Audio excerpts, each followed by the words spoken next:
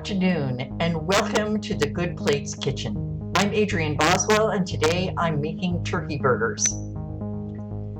They don't have to be dry and tasteless. These are moist and flavorful. Our mise en place includes ground turkey, herbes de Provence, shallots, mushrooms, red onion, mustard, mayonnaise, white wine, and Kaiser rolls. Let's get started.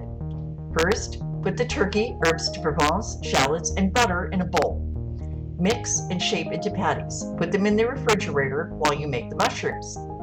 Saute the onions and mushrooms in a little olive oil until the onions are translucent.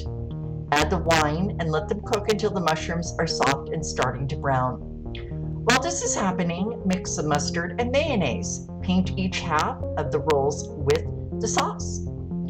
Grill the patties in a cast iron pan for 6 minutes on each side or until they reach 140 Fahrenheit or 60 Celsius.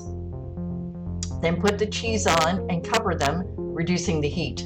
Let them cook for another 2 or 3 minutes or until they reach 160 Fahrenheit or 71 degrees Celsius.